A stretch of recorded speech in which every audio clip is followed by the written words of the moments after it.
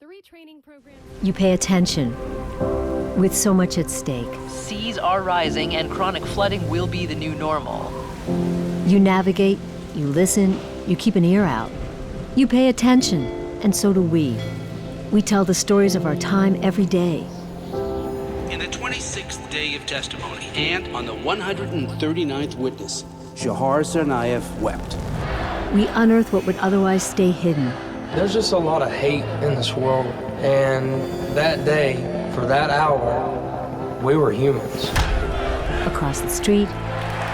The Red Sox have won the World Series. And around the globe. It's here and now. This is modern love. This is WBUR's All Things Considered. This is only a game. This is On Point. This is Radio Boston. On air, online, on demand, and on stage in the heart of Boston. I'm Jack Lepiars. Welcome to WBUR City Space. Always looking forward, paying attention, and knowing that your story is one of our stories. Good morning. I'm Bob Oates. I'm Lisa Mullins. I'm Megna Chakrabarty. I'm Jeremy Hobson. This is 90.9 WBUR, Boston.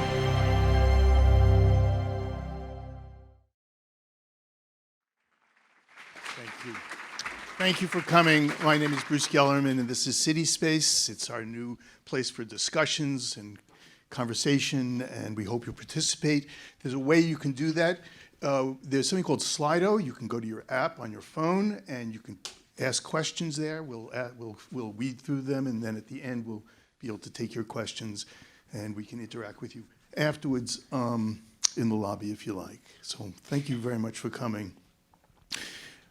On November 11th, 1985, it's Veterans Day, there was a little sliver of a moon out that night, about 10:30, in a parking lot between a D'Angelo's Subhouse and a bar called Pete and Mary's. And overlooking the parking lot was an embankment for a train, and behind that was the police station for Brockton. At 10:30, two men walked into the parking lot. There were two cars parked there. A car had two people in it, the other car had 5 people. There was a light mist. Parking lot was well lit, but it was dark that night. It was a very small, as I say, a very small moon. One of the men went up in the air. They were tussling, was the word that was used by some of the people there. They were tussling as they entered the parking lot. And one of the men went up in the air and came down, and the other one ran into the night. The man who went down was named Guillermo Rodriguez. He was 42 years old. He was from Cuba.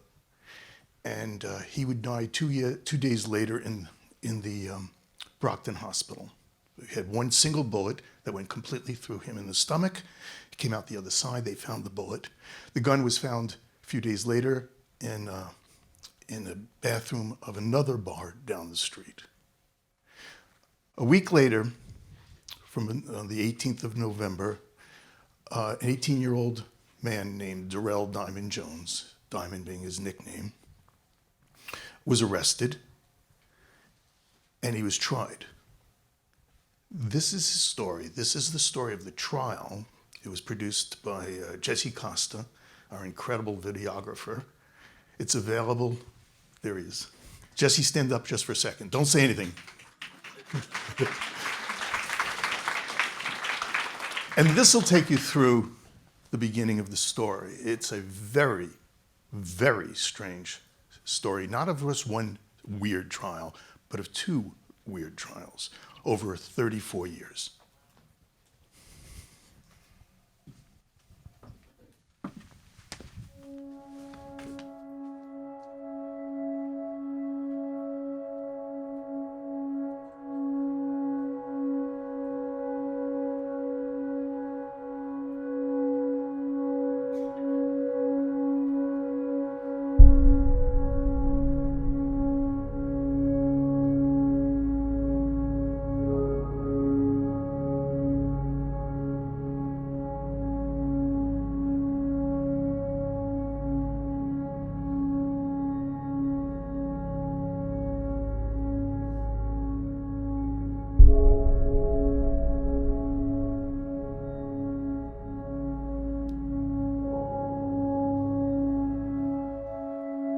They asked me, could I identify him? Is he in this room?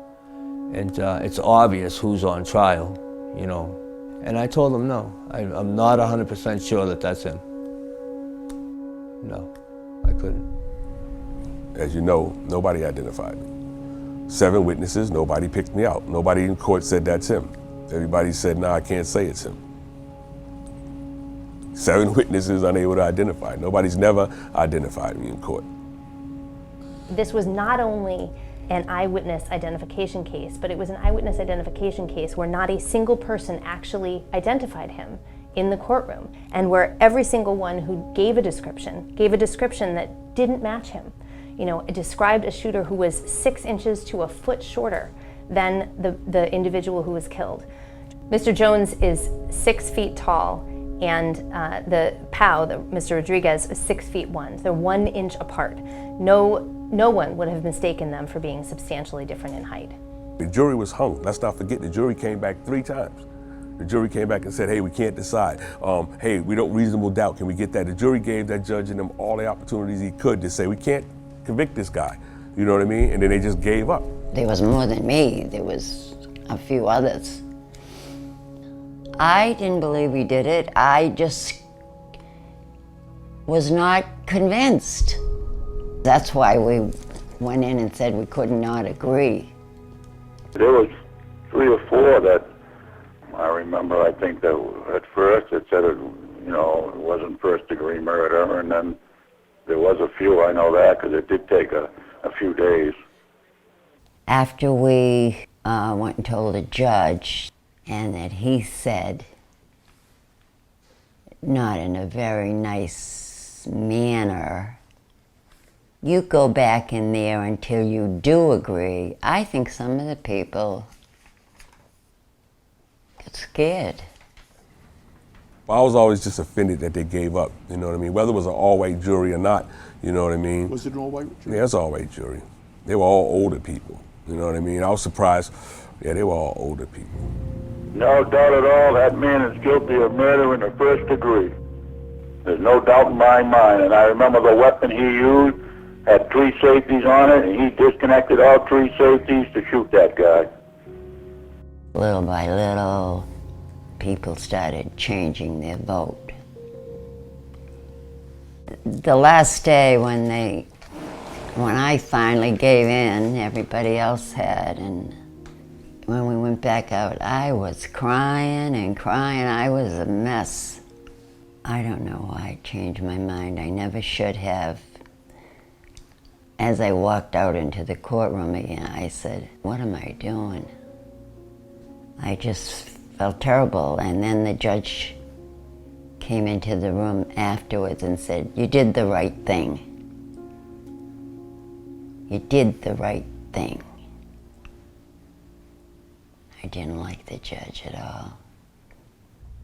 I've never seen such extreme evidence of conflict of interest with witnesses of such critical importance. Here you have a trial attorney who was representing 3 of the officers who were the key witnesses in the case and who were the only source of identification evidence. He represented the police department since 1967, everybody. Never told me none of that until trial the 3rd day. 3rd day he said, Mr. Jones don't know any of this, but I also represent this cop that's testifying and the cop that just testified, and you know what I mean? It just sucked me in. I didn't know. I was like in shock. Like, what do you mean you represent all of them? The fact that the trial attorney was involved in representing numerous of the lead investigators in the case, whose credibility was the centerpiece of the Commonwealth's evidence, that makes it extraordinary. I've talked to several people who are just shocked that he was put 10 feet away from his attorney, that they've never heard of that. One thing that happened in the case is that during the opening statement, the defense counsel basically told the jury that he's sitting there, I'm sitting here, that's my choice, that's how I like to work. And so you might say, well, doesn't that solve the problem? But I would say not at all, actually, because there's something so fundamental, I think, about the imagery of the client sitting next to a lawyer at a table, a unified front. So to have that separation signifies perhaps to the jury that the lawyer doesn't really believe the client. Maybe he's being forced into representing him and he doesn't really believe him or trust him maybe he thinks he's guilty, right? So you can't really cure that, in my opinion, with any sort of statement in an opening statement, which is what occurred here. I'm sitting, a car length away. I can't see everything they got up there. I didn't look at the gun. I wasn't paying attention, to be honest. I'm so near the back door. I didn't think I could get convicted. Just the bottom line. I was like, this is some BS. I'm going home. I'm talking to people back here because I'm just thinking like this is some BS. I'm so comfortable with it.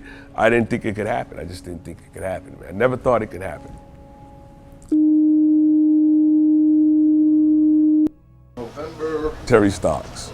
11th, 1985. That's the only thing that got me convicted because nobody identified me. They used her tape to say that she's picking a picture of me, which we can't even see who she's picking. But they used that. When they couldn't get nobody else to say, they used that video. This be the same guy, same man who came in with the young fellow that night?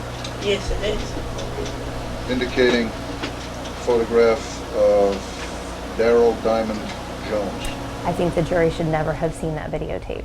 I think it was inherently unreliable. And I think without that videotape that Darrell would have been found not guilty in a heartbeat. Right. Well, there's a lot about that videotape that's problematic, not the least of which is that when the video starts to run, there's a stack of photographs, 10 photographs, which are eventually laid out for Ms. Starks to view, sitting right in front of her. So it's pretty clear that before the video was ever started, she was looking through pictures, and there's a separate stack elsewhere on the table. So that alone probably, if it had been raised, might have meant that the jury never saw that video. We've had two different experts determined that the police did what's commonly called a crash edit. That man is singing. He was a blind bird. At trial, the detective claimed that the way this interruption occurred was that he accidentally hit record while he was displaying the video to trial counsel. And there's this very puzzling moment in the trial where the officer is being voir dire, is being examined on the video and why it has this interruption, and he sort of looks to the trial attorney and says, "Don't you remember you were in my office and and this happened?" And the lawyer is completely bewildered. It's a moment of rare candor, I think, where the lawyer had absolutely no memory of this happening, and we think that's because it didn't happen. It did not happen that way. You rarely see such direct evidence of deliberate tampering with evidence. And I say deliberate, I don't know what was in the minds of the officers when this occurred, but what we do know from the expert analysis in the case is that it did not happen the way that they testified under oath it did. If you know it's not you understand? That's like if I'm sitting here right now and the cop behind me came over and said, I found this gun over here in the back room, and I know I ain't been in the back room, and I know I ain't got no gun, then I know that's a setup. It's common sense to me. I know I don't got nothing to do with it, so that's a setup. Why'd they set you up? Why would they set you up? Yeah, I don't know. Mr. Jones's case seems like a particularly stark example of the kind of tunnel vision that I think does affect police investigations all the time. I think that for whatever reason, whether it was, as Mr. Jones believes, a setup, or whether it was a mistaken, misguided focus on the wrong person, I do think that from the very beginning, they decided that they knew what happened, and they ignored the evidence that failed to fit within their picture.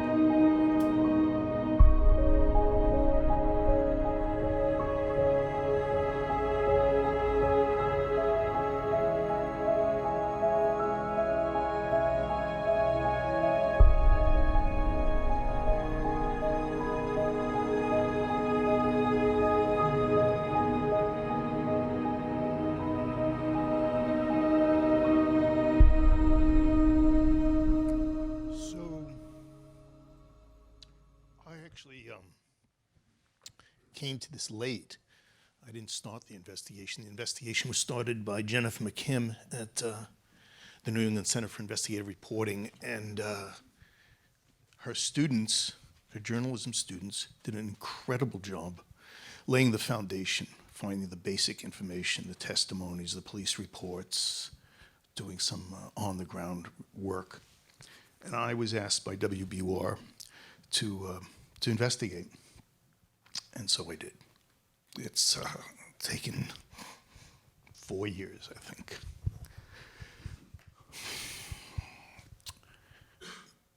There are a lot of people to thank, and I want to make this very, very clear.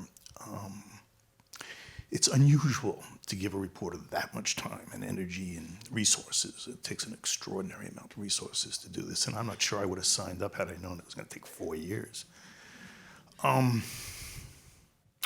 So I thank my wife for putting up with me, and for WBUR, seriously. Richard Chacon, Dan Mozzie, Mark Degon, Tom Melville, the editors, people who believed in the story, believed in me, and gave me the latitude to really kind of go crazy. I can't tell you how many times I went with Jennifer to Brockton, knocked on doors, talked to people, got yelled at. But it was extraordinary. So let me introduce the people that are really responsible for this story. Darrell Jones. Come on up, Darrell.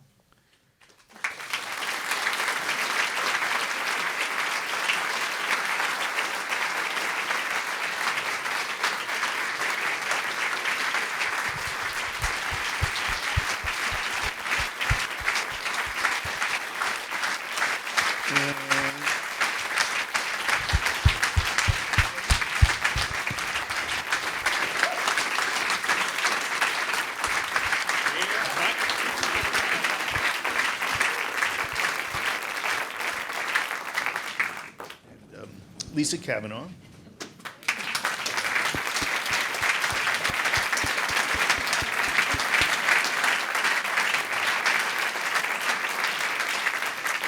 And Paul Rudolph.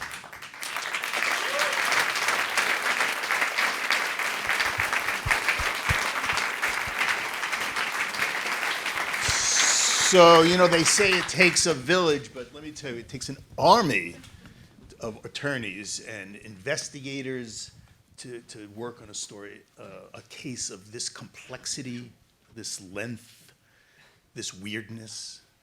I want to introduce one of the other attorneys is here, John J. Barter, who is has been a super lawyer, I guess, named by Boston Magazine. Is that it, John? Something like that for the last. Well, I do, and taught me a lot about how to investigate a case from a lawyer's point of view, which is something that I couldn't do, and the techniques, and then how to understand it in the context of the law. And I want to, actually, there's somebody here that I think you want to thank. Yeah.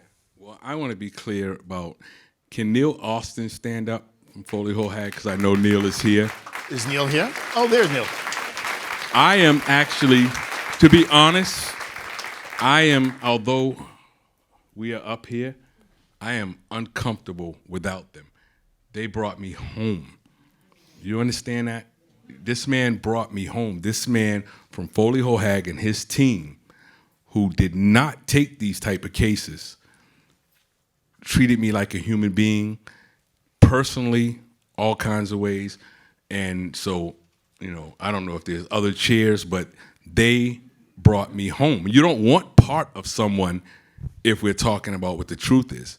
And the truth is, this man is like a brother to me. He was there in times that I may talk about today that you wouldn't even imagine. It wasn't just about lawyering with them. It was about personal, and it became personal. They kept me alive at a certain point in jail, at a bad point. And so I want you to applaud him and Mr. Barter. That's important. I don't want anyone to ever get that confused, ever.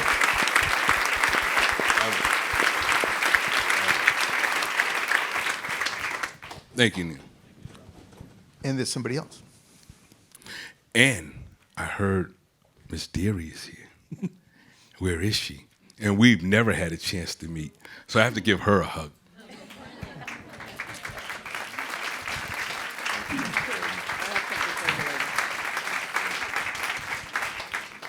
And I don't know if Bruce told you, but she's a very important part of my life too, because for years, I knew that tape was doctored, and I had attorneys before that doing appeals, and no one would listen to me.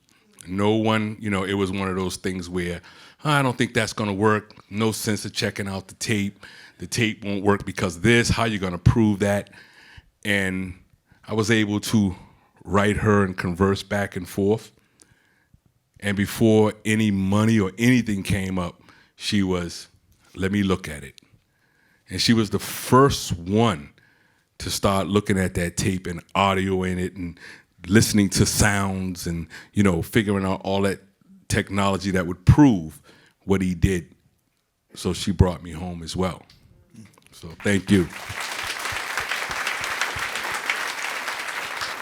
And we'll put this all in context as we go through the evening. You'll understand how the pieces, the dots connect. We're going to go through some of the dots, where they came from, and how he connected them. There's somebody else. God. No, because people are here for the first time that I haven't seen, like Miss Deary, and so, and special thank you to Miss Embody that you saw up here. She passed away recently, and my goal was to meet her, and she was one of the jurors, the first one to come and speak out and tell what they did. So, it saddens me that she's not here, but in spirit, I want you all to remember her face. She was a real person to do that. So I'm gonna fast forward, since he mentioned Eleanor Abadi. So there was a trial in 1985. Darrell was convicted, served 32 years, and then there was a series of hearings, evidentiary hearings, to get him a new trial.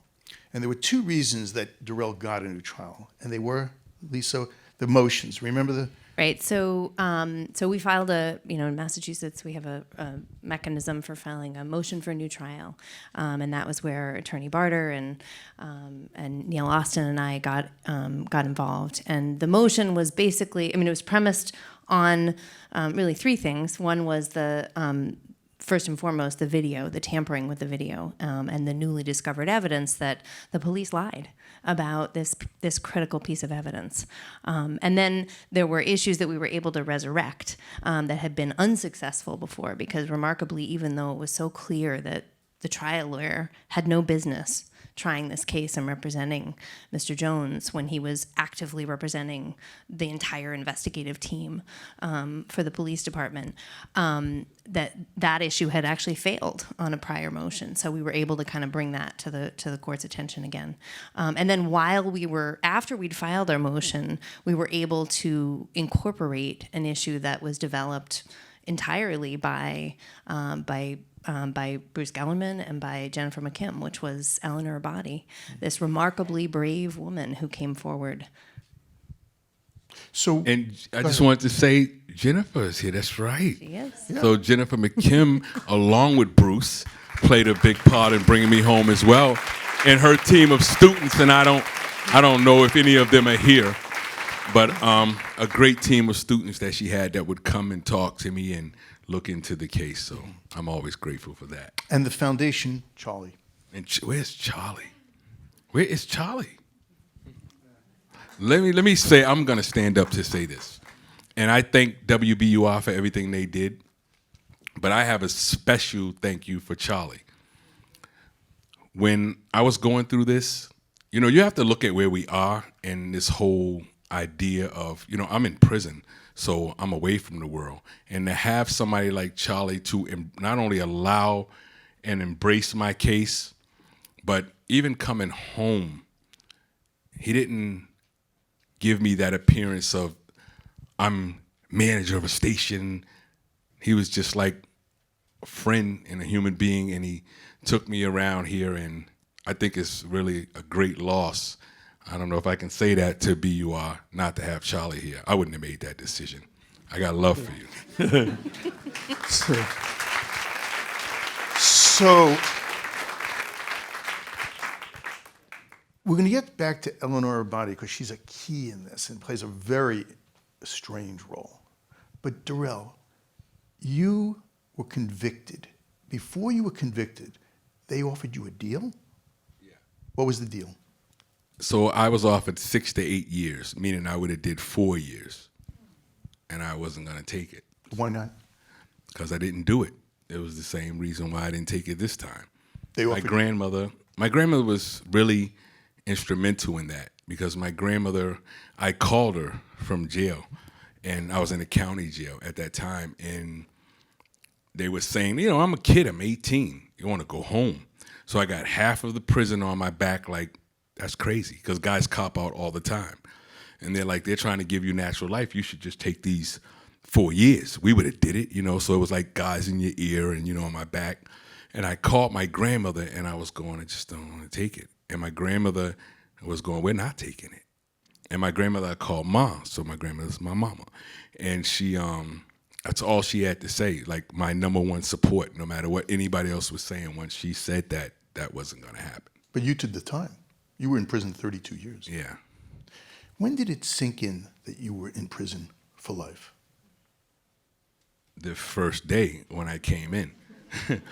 that first day. Because on the video you're saying, well, I'm walking out of here.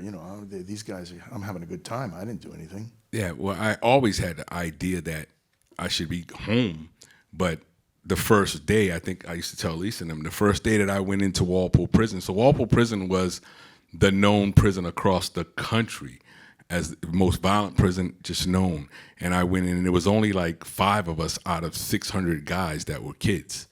And so the day that I came in to the hospital unit, that's where they bring you in before they change you and all of that, they were yelling, freeze it up. So when something happens in prison, they yell, freeze it up, and they lock the whole prison down. And my first experience was a guy coming by on a gurney stabbed up. And so right then, it was clicking to me like, I'm somewhere serious, I gotta survive this, and I gotta think that now. Paul, what was it like having him as a client? Well, first of all, it was an incredible privilege that Lisa asked me to represent Darrell for his retrial. I'll say that I never thought there was going to be a retrial. I never, until maybe 3 weeks, a month or so before, I never thought we were actually going to have a retrial. There were a million reasons why I thought the case would never go for a second trial. But I was, first and foremost, I felt privileged that Lisa asked me to represent Darrell because I knew how much Darrell meant to her. And I knew that she was trusting me with a pretty important job. Darrell challenged me in ways that and he'll tell you this, he challenged me in ways that probably no client ever has. And he taught me things that no client ever has. And what he taught me was to really listen to your client. Because all along, Darrell was saying, it's not just about winning my trial. It's not just about getting a not guilty or winning the, I didn't think we were going to have a trial. I thought I was going to win a motion to dismiss or a motion to suppress, which we absolutely, positively should have won. Case never should have gone to trial. Prosecutor's office never should have retried it for a lot of reasons. But he was saying, I'll go to trial. I want to go to trial.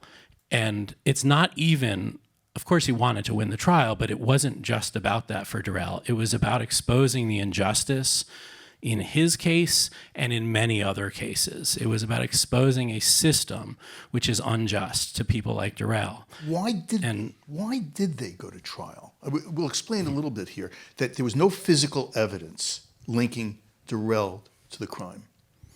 There was no motive. Not that you have to have a motive, you have to show a motive, but there was no motive. The two men didn't know each other. There's probably evidence that they couldn't speak the same language. And as one of the interesting parts that the video shows, they were indistinguishable in height, and yet all of the eyewitnesses, and this is all about eyewitness testimony, 7 eyewitnesses, all say that the shooter was significantly shorter than the victim. It was 1 inch difference. So why, one little variable here. In the retrial, over time, 30 some odd years, memories fade and people lie and people die. And what happened is that the key witnesses, the key eyewitnesses, they don't show up in court. They plead the fifth. They say, we're not going to testify for a variety of reasons. So you had this weird situation.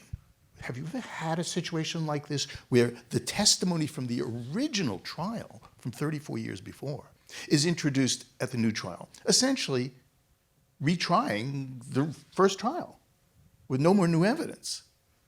Do you ever have something like that?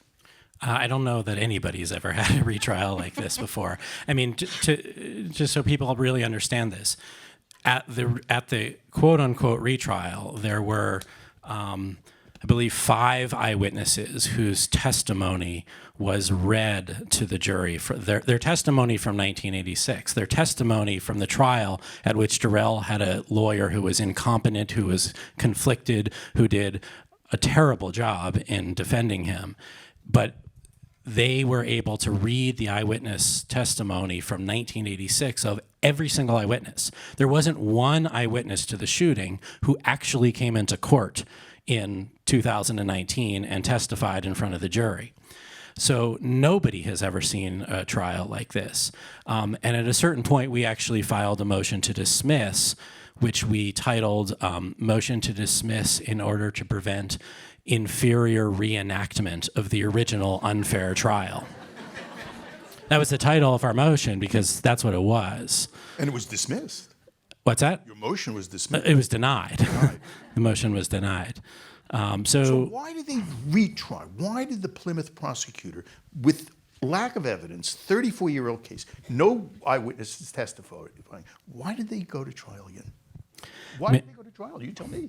I mean, Lisa and I have discussed this a lot. I think there's probably both a practical reason and a psychological reason. I think the practical reason is probably that they were trying to protect the Brockton police from a potentially massive lawsuit because they sent a man to prison for 32 years for a crime he didn't commit based on doctored evidence and perjured testimony. And the DA's office works hand in glove with the Brockton police every single day. So they're probably trying to protect them. Psychologically, and Lisa can probably speak more to this than I can, prosecutors don't like to recognize that they prosecute innocent people.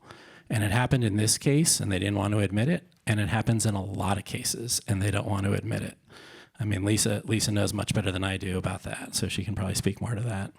Yeah, and I think that, you talk to a prosecutor and they'll acknowledge, yes, wrongful convictions happen. But then if you ask them, well, have you ever been involved in a wrongful conviction? The answer is always no. And that's not possible, right? Like, there are definitely prosecutors in Massachusetts who have prosecuted innocent men and women.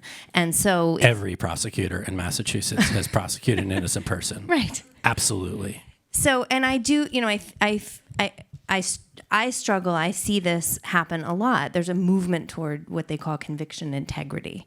And I think it's fundamentally flawed as long as prosecutors can't figure out a way to get out of that sort of mindset of, well, not in our backyard. We didn't get it wrong. Other people, that happens elsewhere. It happens in the South. It happens, but it doesn't happen here. And I think until they can get away from that, they may genuinely have believed that Darrell was guilty, despite overwhelming evidence that contradicted that. That was the narrative, and they could not get out of it. They couldn't break away from it. They come to that conclusion very rapidly. Within 12 hours, they've spoken to a confidential informant who didn't know Darrell, who tells them it was Darrell Jones. And we've got the evidence from the notes, the investigative notes that tell us that. But Darrell, you did the right thing with me, because the first time I met you, I came into the prison, and I'm thinking, yeah, every guy in prison is innocent, right? And I'm waiting for this guy to tell me he's innocent, and that's not what you said. Do you remember what you said? I was telling Bruce, I don't want you to believe me. I don't want you to be there. I don't want you to take my case and jump into this. And I don't need your belief. I want you to look at the case and come to the conclusion. I didn't want people to, I knew. So my thing convincing anybody, I just didn't have it in me to try to convince people. So we started off rough. And my thing was like, and I could have lost them right there. But my thing was like, no, I don't want your support. I don't need you to be there for me. Do the homework and then come back and you'll see it wasn't me. So I read over the trial testimony and I was gasping. I couldn't believe it. At one point, I'm thinking, is that his defense attorney really objecting to his own objection? You know, I thought, is he on drugs? Is he drunk? Is he? And we should fast forward here, you know, to say that that the year after your conviction, he lost his law license. It was suspended for stealing clients' money, and would later say what? Yeah, I mean, one of the things that actually I think that Philly Hoag, that Neil Austin found, was there's a transcript of him acknowledging, I wasn't paying attention to any of my cases that weren't in the SJC. So he acknowledged under oath in a proceeding that he was asleep at the wheel, which was pretty astounding. You don't find that very often. Innocence Project, as opposed to the Innocence Program, as opposed to the Innocence Project. The Innocence Project uses DNA evidence. You don't, or ordinarily don't. So the New York-based Innocence Project is a DNA-only organization, but there's about more than 60 innocence organizations around the country, and mine is one of many that does not only focus on DNA cases. How many cases have you exonerated? How many? We've had 11 exonerations. In how long? Since 2015.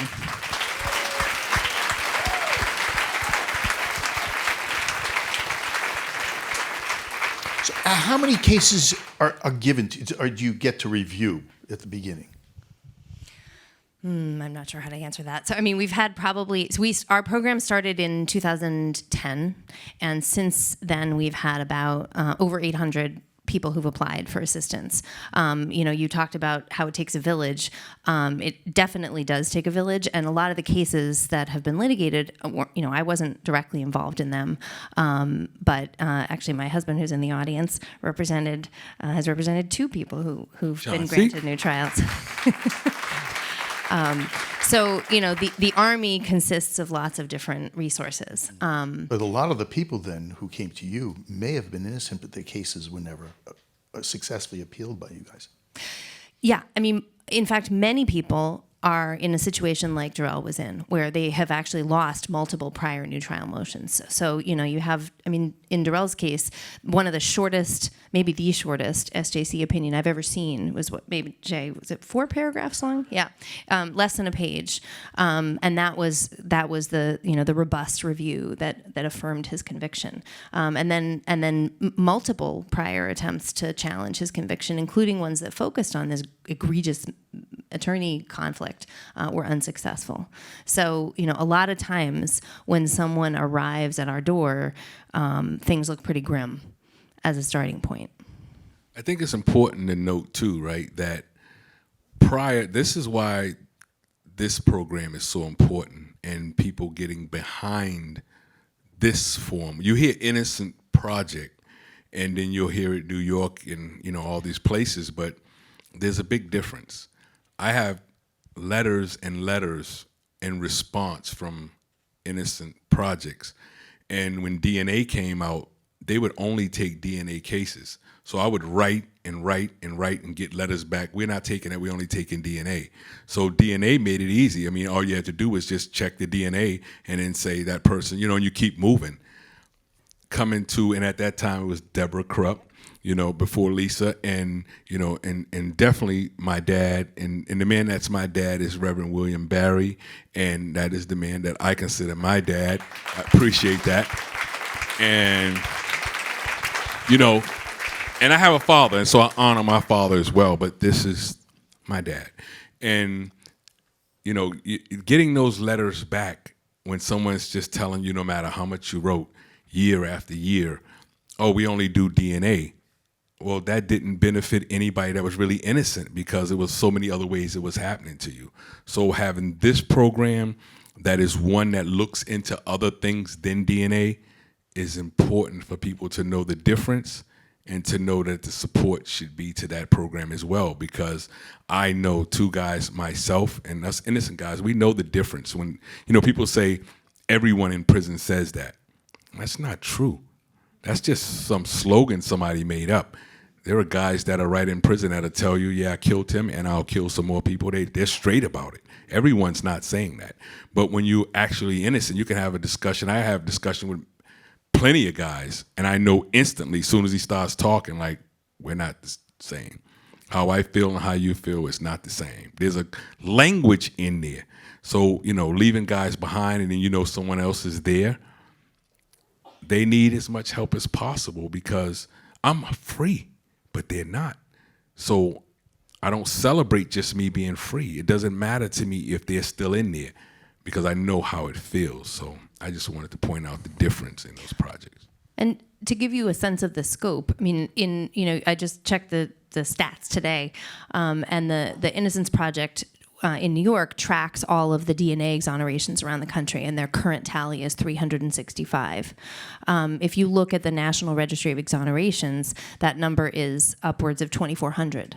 So, and that's just the known exonerations. So, in Massachusetts, 10 DNA exonerations, 66, including non-DNA exonerations. So the DNA cases are really just the tip of the iceberg. And I think it's really, Darrell's experience is really important as a guiding principle, that we got to look at what's happening in cases where there isn't DNA. Paul, you wanted to say something? Well, I just wanted to, point out that what Darrell was just saying about, how he feels about the guys that are still left behind, as he put it.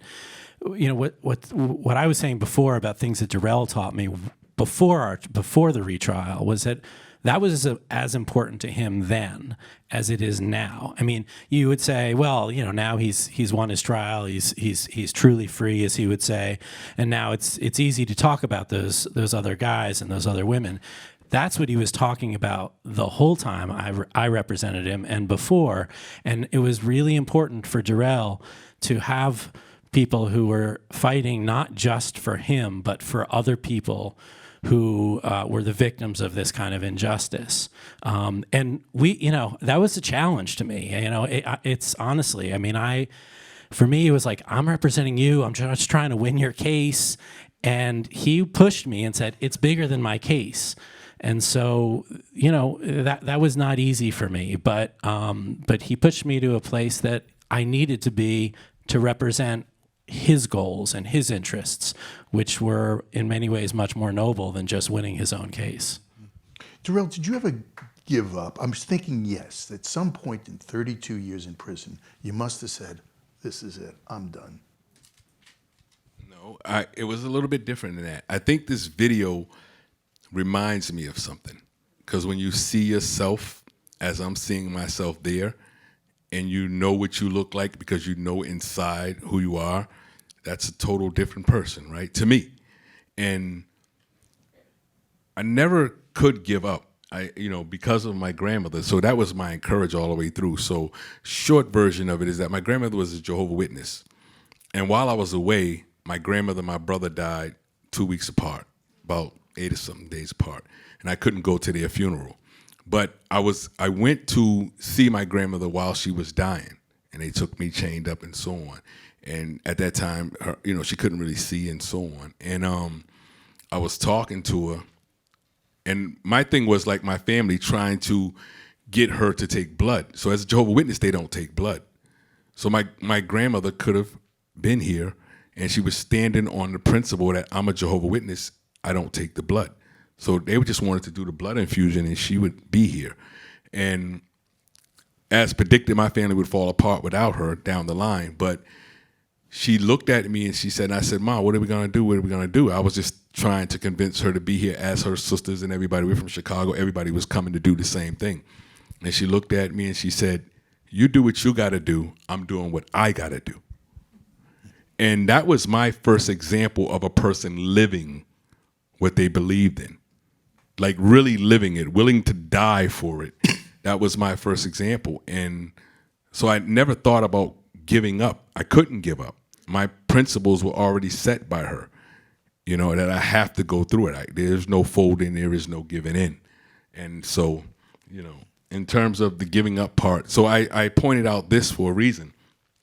And the idea of seeing myself that way, that's why I said Neil Austin is like a brother family. So I don't normally share this, but I'm going to share this.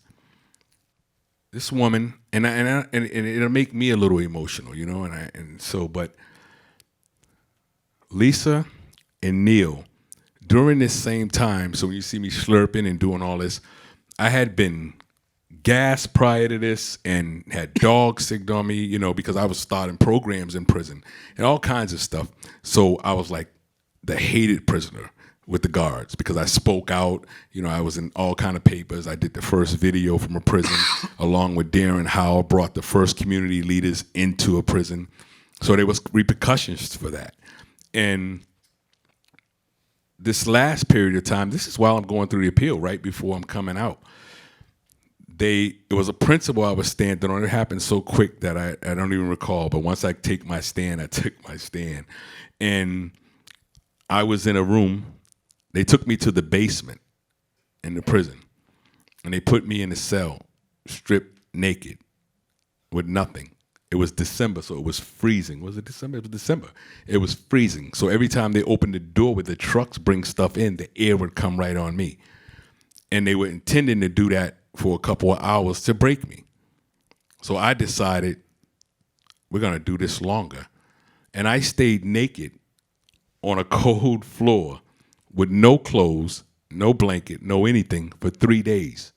I didn't sleep for 3 days, meaning never slept. And every time the guard that's supposed to be sitting outside watching me went to sleep, I got up and banged the door to make sure they stayed up.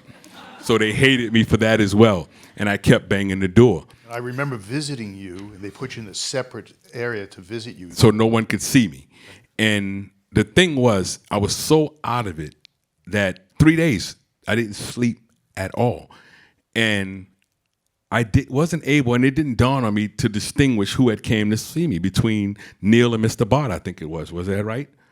I literally was talking to them and just 3 days, I did not sleep, meaning not a second trying to stand on my point. And they comforted me through that. That was like the makeup. So whatever I'm looking like then, that was like the makeup to what really happened. I know that they saw me at my worst. They saw me with a blanket wrapped around me just to see them behind glass.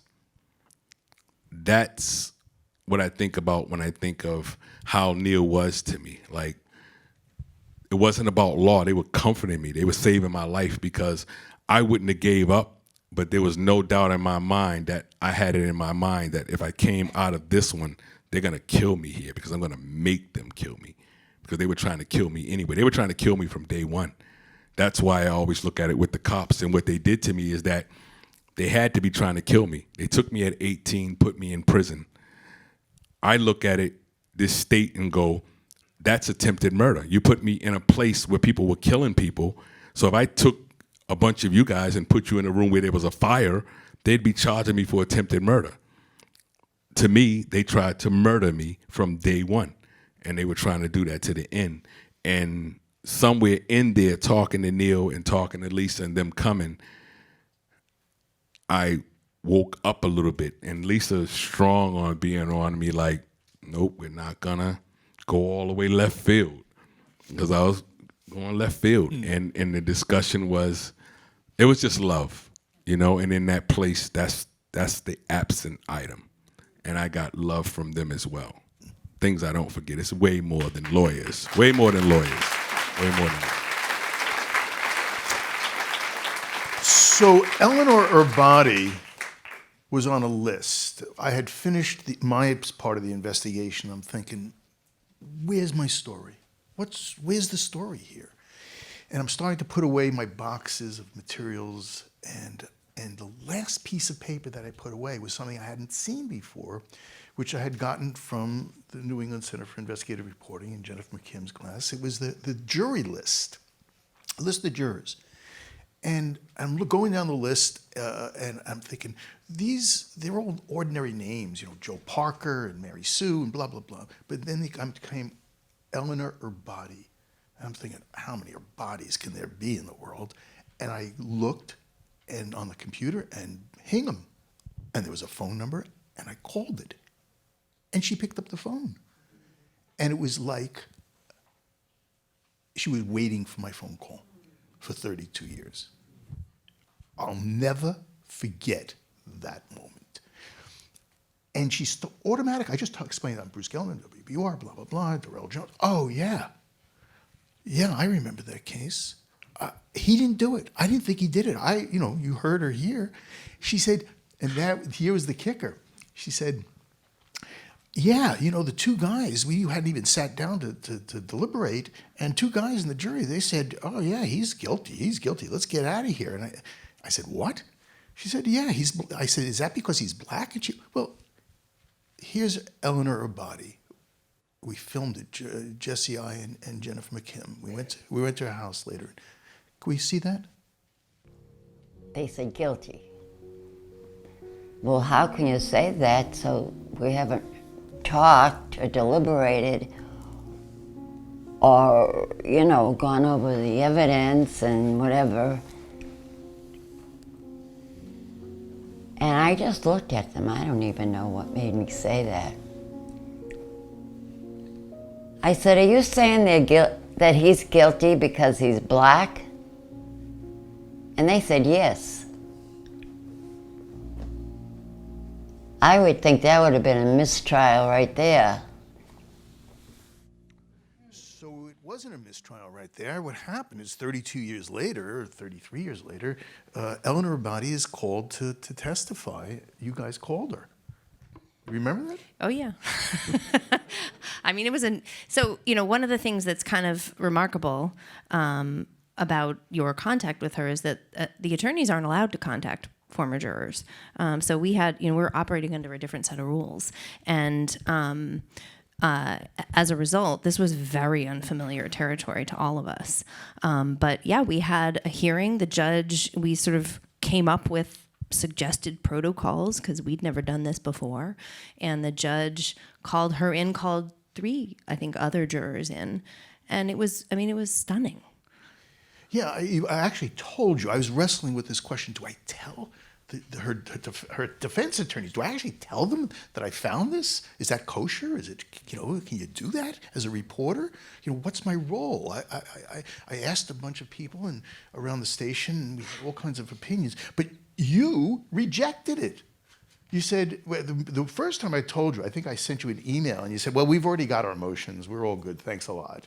And then I think I wrote to you soon afterwards, the Supreme Court ruled that if you could show jury prejudice, racial prejudice, you're entitled to a new trial. So I sent that to you. Well, I knew about that. Yeah. No offense, Bruce. Okay. But you're right that timing had a huge amount to do with it, right? Because when you first talked to her, there wasn't a lot legally for us to do. And then that case came down and it was like, oh, this was meant to be. God, case didn't just come down. God. But the interesting thing for me was watching lawyers work, because they operate in a system, which I don't operate in, right? A legal system, a theory. They present theories of cases, and I would talk to these guys, and why aren't you doing this? What are you doing this? But she's right. You guys, I didn't know this, can't talk to jurors before, during, or forevermore. And that's the reporter can do that. It was weird. I didn't realize that. Yeah. Absolutely.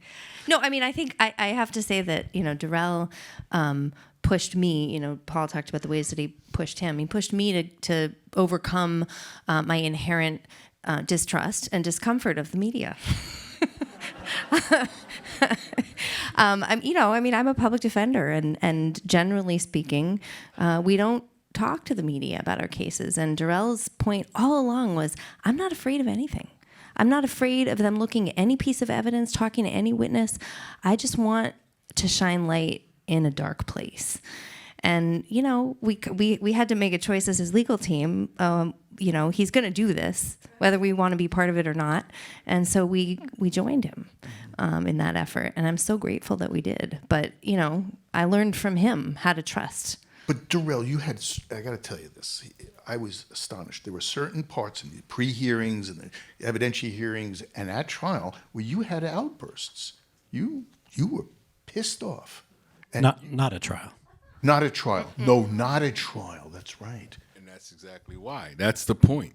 That's the point. I went through that trial where they took my life the first time, sat in a prison docket, not with my lawyer, never talked to them. They had a trial without me. And this time you are not having a trial without me. You weren't having no proceedings without me being able to say something about my life, because I knew what it was like. I didn't have guys in prison to talk to about that. You know what I mean? Because every guy in prison that I know in my whole 32 years all sat with their lawyers. So no one understood that. Like, what are you talking about? You didn't sit with your lawyer. So I wasn't a part of it. So what would you do? It was my first opportunity. I was like, lose, win, whatever's going to happen with my life, you're not going to silence me. And that's one thing we should tell our kids, that don't let anybody silence you. It's in the silence that the devil does his work, in the dark. So it was important to put some light on it and be voiceful. And there was a point during, just before we started, about 2 weeks before we started this retrial, we had some pretrial hearings. And during those hearings, when we were arguing legal issues, I was sitting here, Darrell was sitting next to me, Lisa was sitting on the other side of Darrell. Jay might have been there for this. Actually, Jay was sitting on the other side of Darrell. And Darrell did what every single client does during any hearing. He leaned over at a certain point, he whispered something in my ear, which is perfectly fine. And at one point I didn't hear a question that the judge was asking me, and I asked the judge to repeat it. And he got mad. He got mad at Darrell for being disruptive. And he was going to put Darrell in prison for that, right? I think he was going to say, if you do that, I'll hold you in contempt. He certainly talked about his authority as a judge to control the courtroom. And Darrell's response to that was, we went home after we had it out with the judge, and I said to the judge, he's not doing anything wrong. He's talking to his lawyer. He's allowed to talk to his lawyer. He's doing what any client can do, should do, does do. But it was because Darrell was outspoken at other points, I think, that he was coming down hard at him. And so we went home, and Darrell said, I want you to file a motion to allow me to represent myself. Not because he was unhappy with his legal team, and he made that clear, and we made that clear to the judge, but because at his first trial, he was completely silenced. And he said, I am not going to let that happen again. And if the judge is going to prevent me from even talking to my lawyers during the trial, I'll do the only thing I can do to make sure I won't be silenced. I will be the lawyer. And so we went back into court 2 days later, and we told the judge that. We said, this is why he's filing this motion. He's not going to be silenced. He's going to be able to communicate with his lawyers, or if not, then he'll represent himself. Paul said more than that. He actually got up and fought. Now, I wasn't an easy client. I was never, I need to be clear here today, right? No, because I knew my case. I met Lisa that way. I worked on my case for years. I must have sent Mr. Barter packets on packets and packets in my view, and I didn't want nobody to change it. I knew why I wasn't getting the appeals, and it takes a minute because they learn the way they learn. So I was hard on Mr. Barter, right? I was hard on Lisa. I was hard on Paul, but I knew they would get it.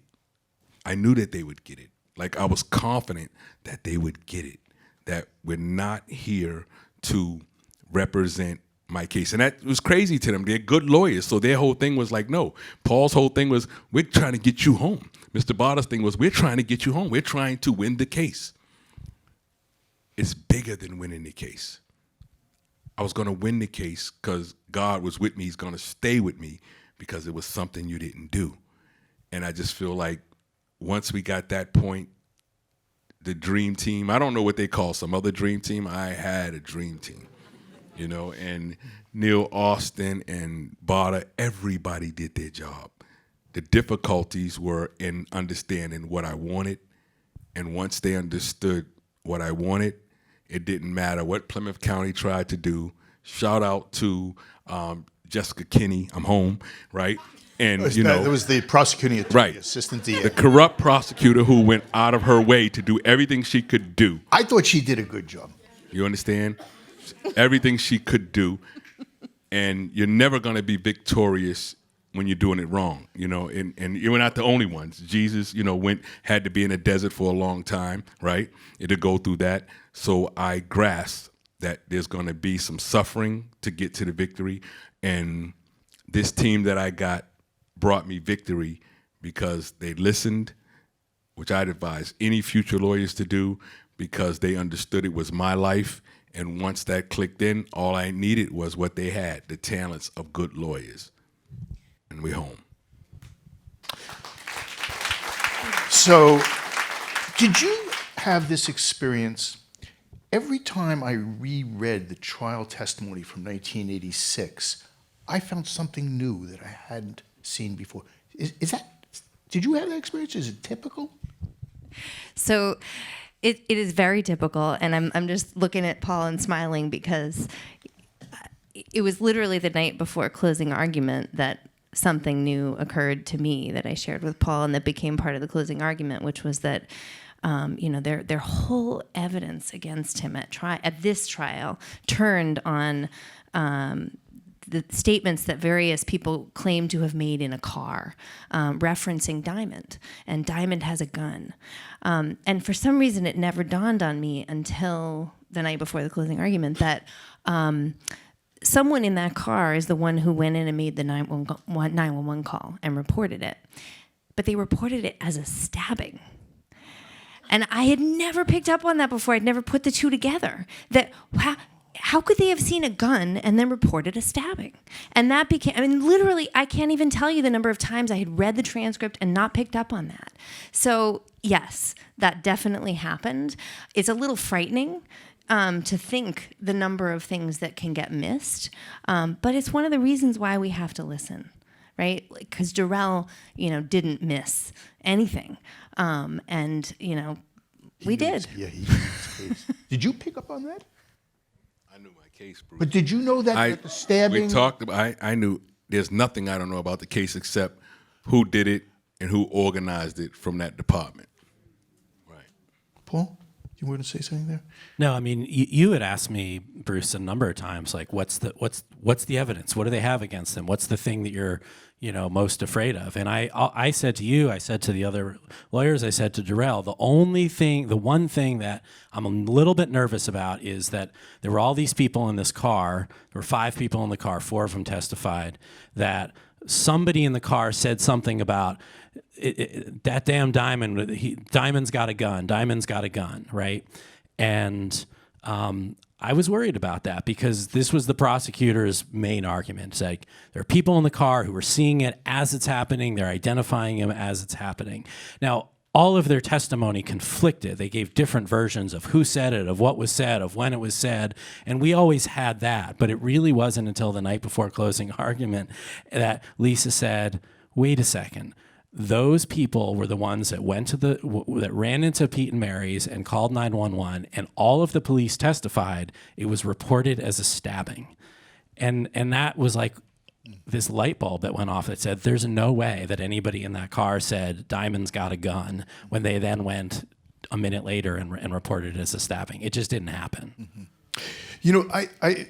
I know you probably can't answer this. Maybe you can, of course, but I thought the prosecutor did a fairly good job. They understood the case, and what their job is to come up with a theory of how things happen, no?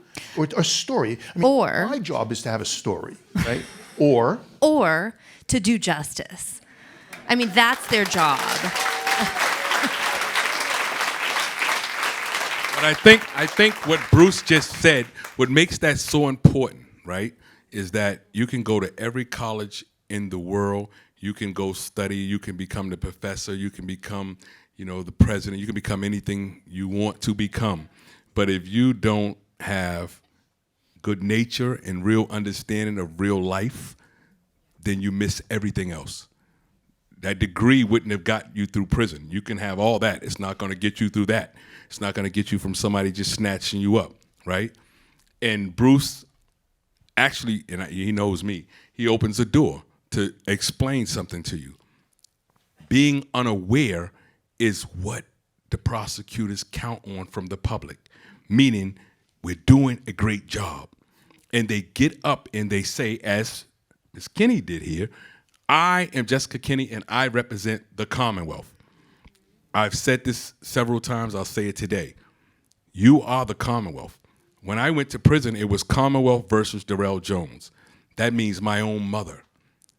I went to jail and everybody's name here, including my own family's. And so when she gets up and say that, the law is actually that the prosecutor's not allowed to do what they want to do. They're supposed to represent you.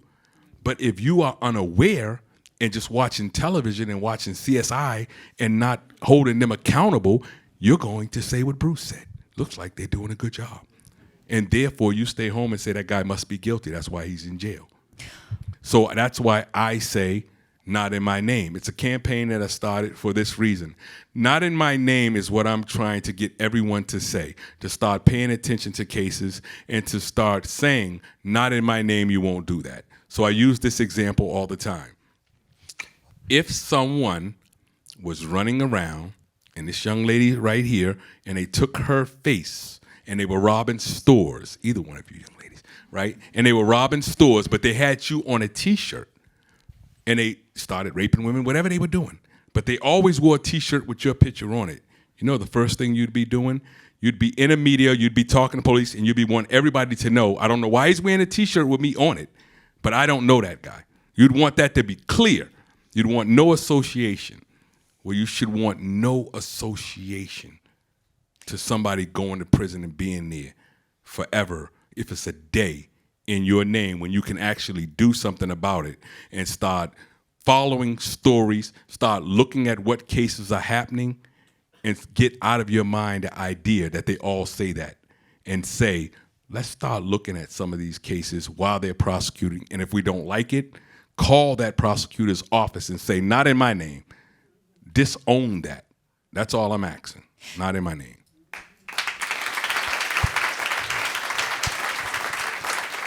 Yeah, so I could not disagree with you more, Bruce. The prosecutor's job is, as Lisa said, is not to look at the case and take the bits here and there and weave together a story of guilt. That is not the job of a prosecutor. A prosecutor's job, as Lisa said, is to do justice.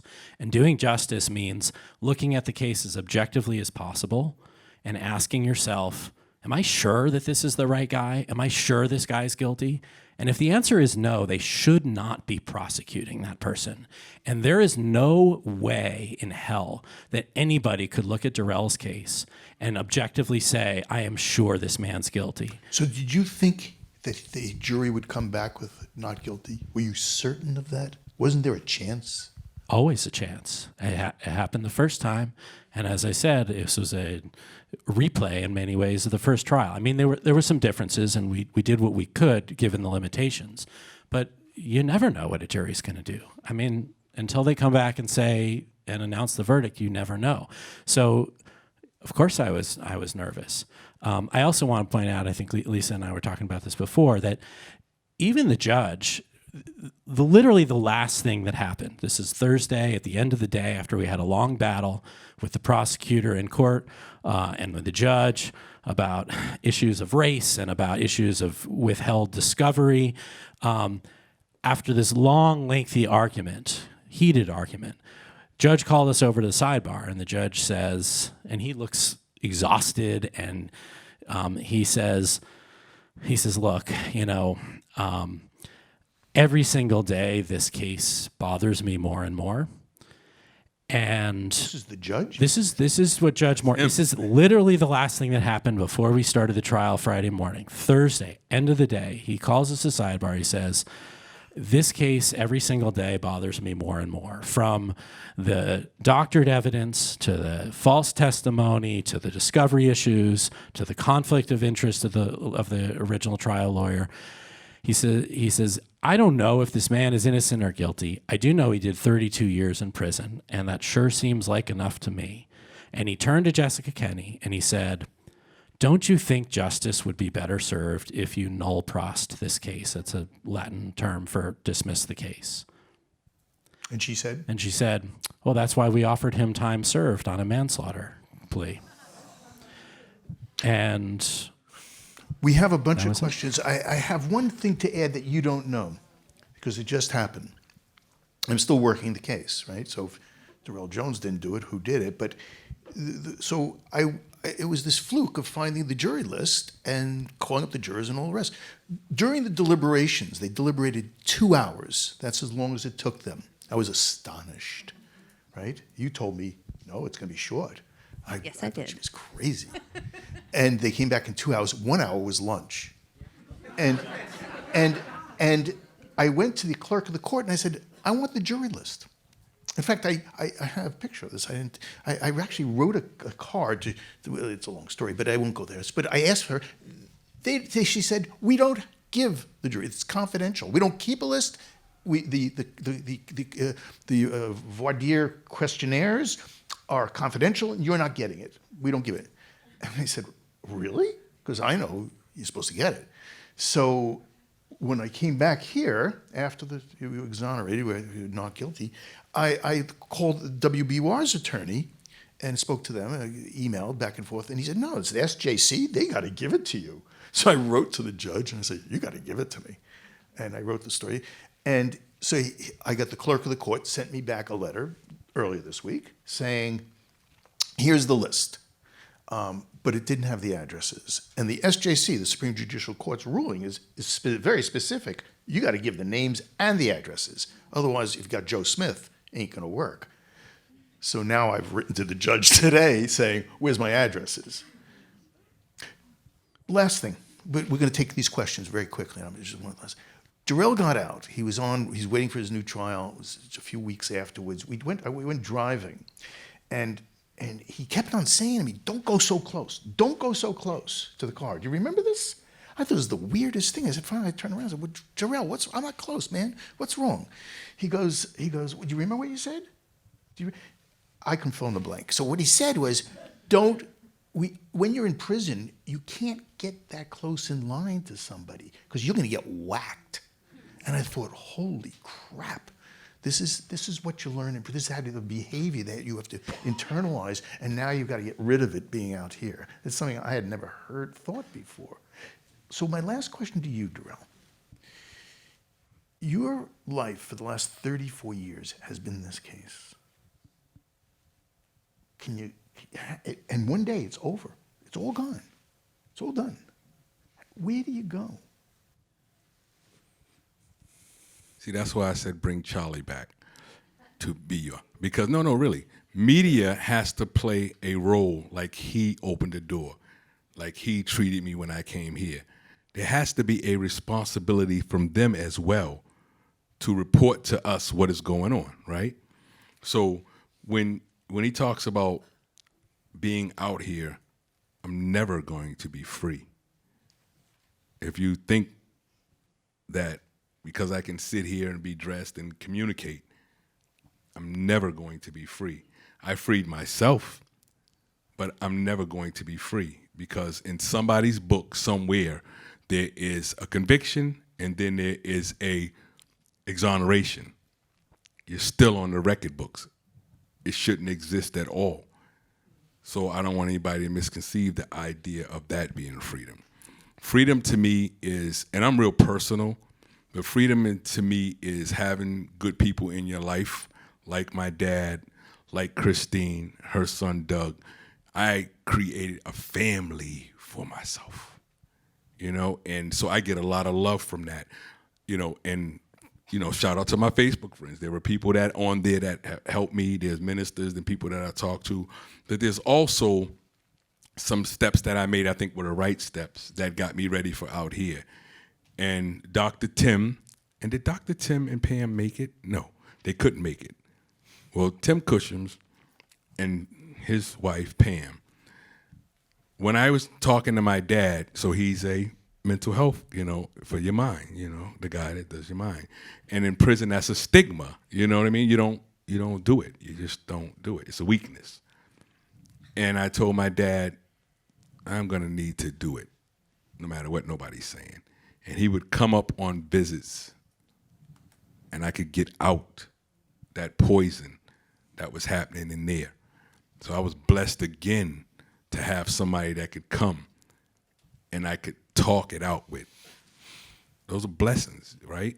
So it's hard to count every blessing, but I'm watching the whole thing, and even to the point of putting my life back on the line, because if I got convicted again, then I lose everything that I'm talking about, from my dad to my family to, I just risked everybody.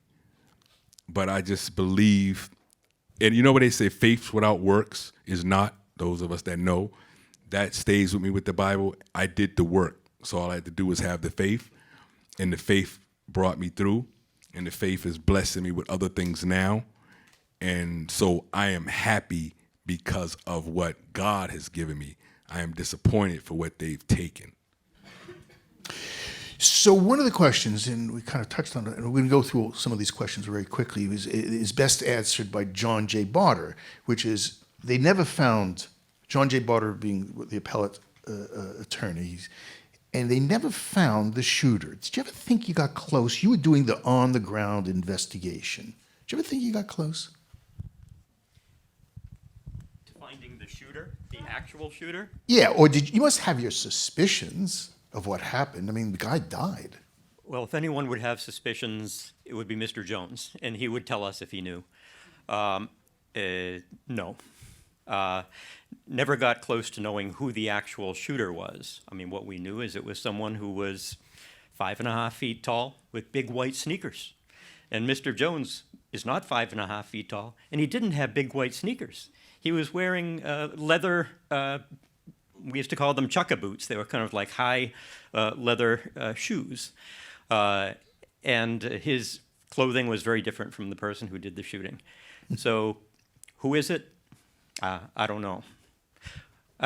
You used to accuse me of playing Perry Mason. I wanted to know. Right. Well, I want to straighten something out here. Lisa had mentioned a distrust of the media. And it's not so much a distrust as a recognition of our different roles. You can say it takes a village, but we were not a village. Lawyers were doing lawyer things. Psychologists were doing psychology things. Faith advisors were doing faith things.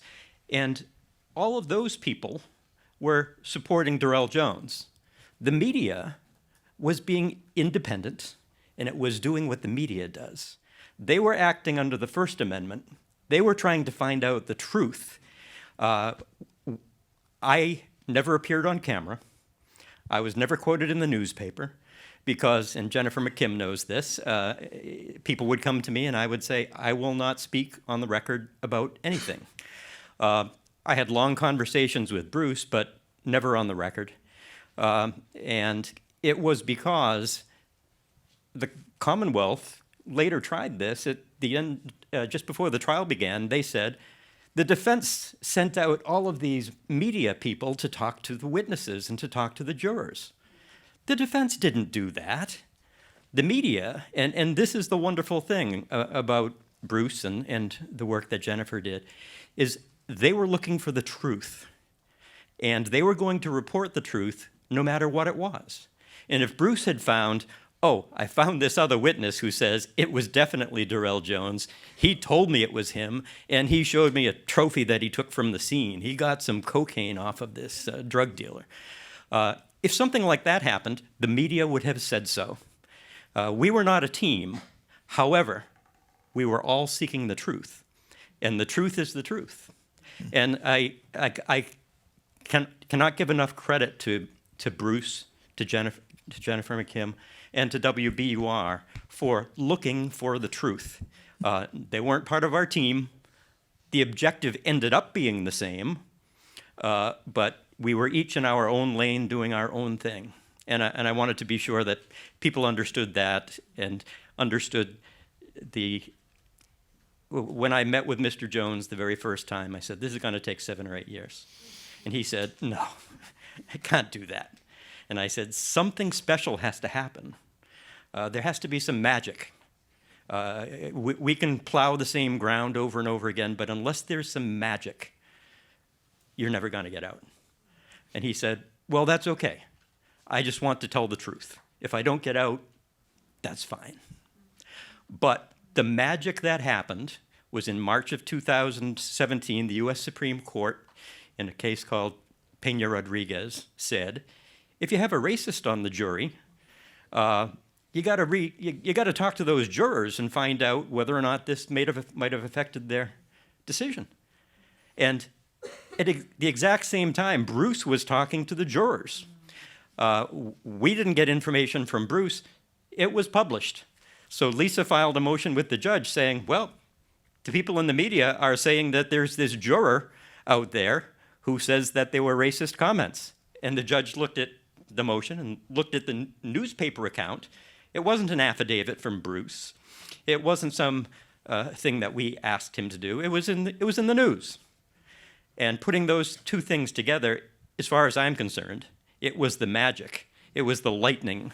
It was the catalyst that allowed this case to be successful. Ms. Deary was the same thing. Let's be clear. You know, that magic, at the same time, she was working her magic, because no one would want to take that tape. They just figured, I'm in jail, what do I know? But it was common sense. I imposed this question, I'll impose it to you. Here's what was wrong with it from day one. I'm 18, but I'm stupid. The thing that was wrong was that this cop had claimed we were watching the video and I accidentally went to press play, and that's how it got in the middle of the video. Well, common sense to me told me, if I'm watching something, I don't need to be pressing play. So I knew that from day one. That just would never go by. And I tried all kinds of places, all kinds of things, and paid her personally. I didn't have my lawyers then to pay it. But the point was, being busy, being an expert, people I've written, she was the first one to say, let me check this out.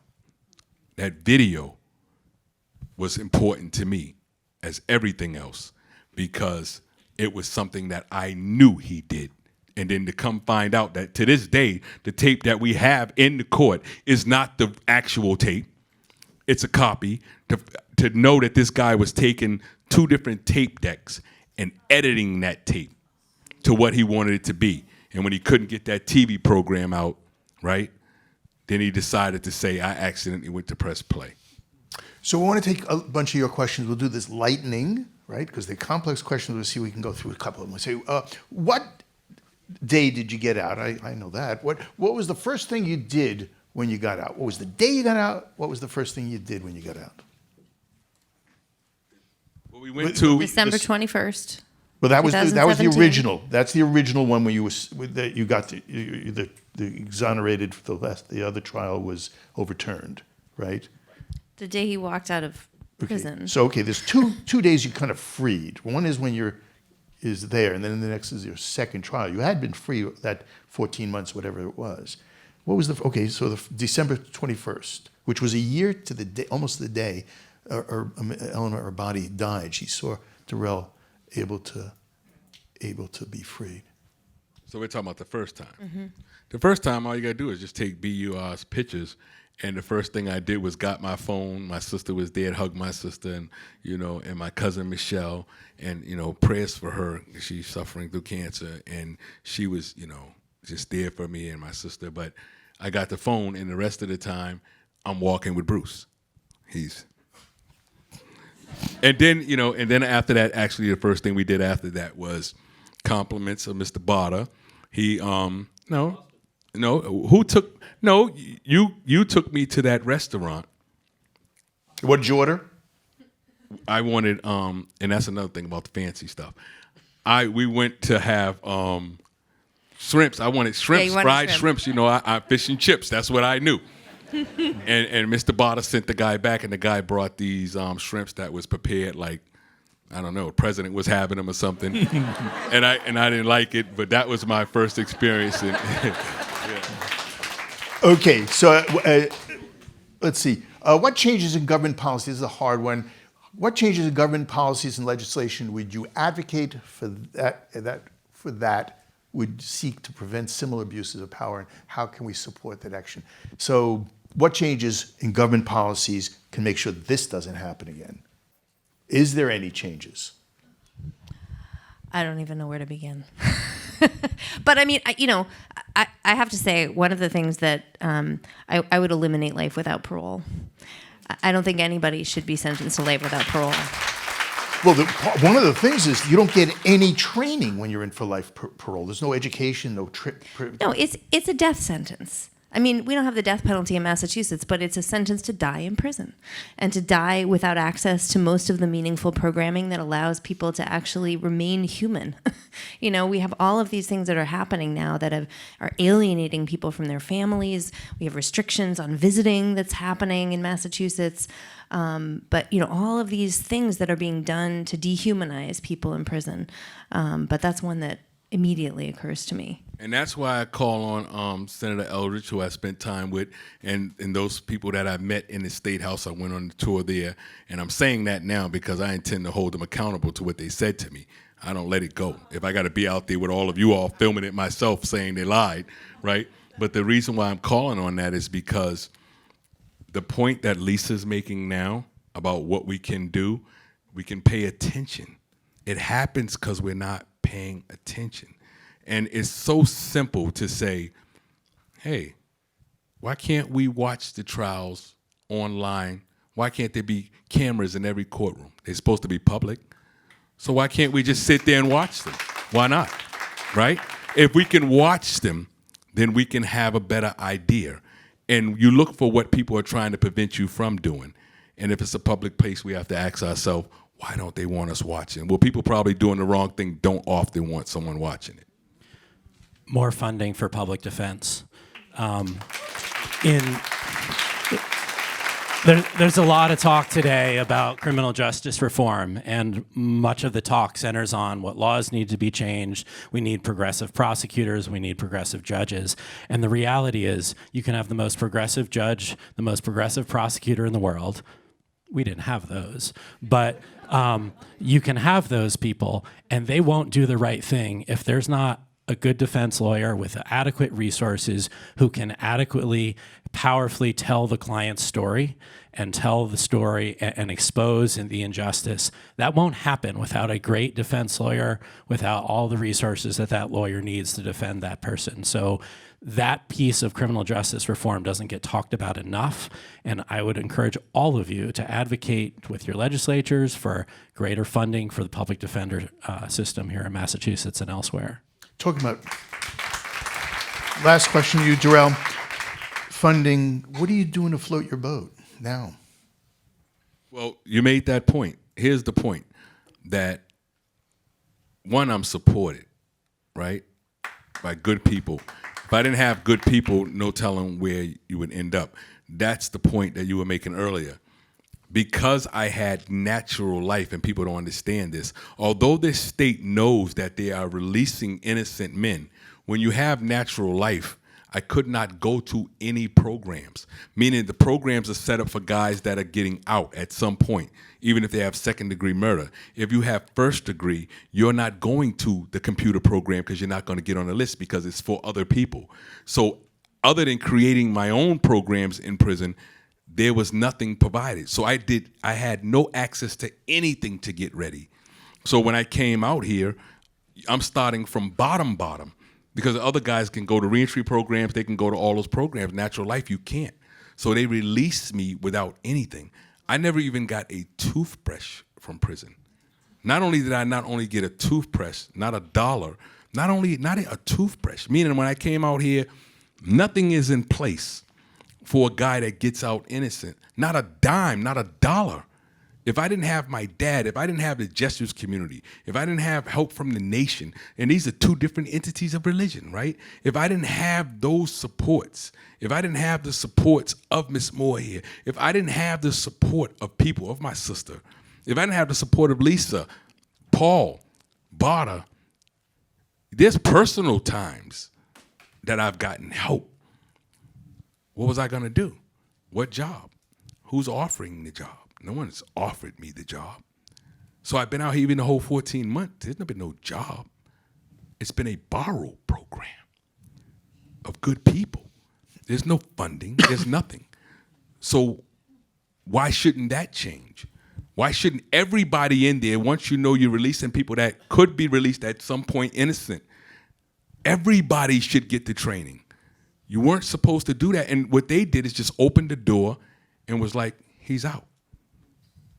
They've never even checked to see how I'm doing. I'm out. And the people in the Commonwealth, you look at it and go, these young kids are out of control, right? You know what I mean? And Darren's a filmer, and he's not filming, but the point is I threw that at him for a reason, because this is important for the guys to go back to the jail, and that's the only way we get it back to the jail. But nonetheless, it's harmful to you, because the guy that's in there who has already given up, if he should flip that case, he's coming to get his, not the way I'm getting it, the slow roll. That's why the guys are doing what they're doing, the women or whatever, because I've had this discussion with guys. Yo, you're just gonna let yourself live through almost like bummy, man. You got mad talent, you could do whatever. You're just going to do that. I'm going out here to get it. Well, you got it. You all got it. Some of you all got the money. Some of you all got the homes. They're coming to get yours. And you're not waking up to that like, wait a minute, you're not just gonna be releasing these people on me. I want them all to get training and schooling and get ready. I want them all to have some access to some type of job, if it means automatically, if they would have they should have it set up where automatically once they understood I'm innocent, they should have it set up at that state house, right? To be able to say, here's some funding to get you started. Here's $500, $2, $3. And my issue with that, and I want to identify something that I have an issue with, and maybe BUR should investigate that. When I went on a tour to that state house, I was taken into a particular new room they have. And they was talking about how many millions they just spent to redo that room. And they have a bust of Frederick Douglass on loan, and they're talking about buying one. And then they have a saying that they had to chisel in that probably cost another $500,000. And I was telling the person that's taking me on the tour, I don't think Frederick Douglass would care less about that. I don't think he would be here like, yeah, chisel something up there, right? So if they got money to redo a room for them to sit in to represent us with brand new chairs and all of this, you don't have a dime for anybody. We have to wait for a lawsuit. You don't have a dime, not even a job. Something's wrong with that. And that's what we should be talking about, because that is putting my grandchildren, your children, you at risk. Because I lived there 32 years. I know the thinking, I know the minds. I've been with every guy that you ever locked up. I've been there with them. You're gonna see an unhappy state if you don't change some things, because they're coming home anyway. That guy you put away for 26 years, just like my 32 years went by, 26 years gonna go by. And it's selfish of us as adults. That's why I say we don't have a kid's problem. We have an adult's problem. And the adult problem is that we are not preparing the safety and the actual things we need to put in place for our kids. And if adults are not willing to step up and do something about that, shame on us. So, Steve Brown, the State House reporter, took you around the State House. He called me up the next day and he was beaming. He was beaming. Love Steve Brown. And it's been a proud experience getting to know you, getting to wrestle with you, getting to argue with you, and I've really kind of enjoyed it. Lisa Kavanaugh, thank you so much. And Paul Rudolph, thank you so much. And Darrell Jones, thank you so much. And Mr. Bada, thank you so much. Neil Austin, thank you so much. Christine, thank you so much. Dad, thank you so much. Charlie, thank you so much. And thank all of you all too. Thank Bruce and Jennifer, of course, and her students.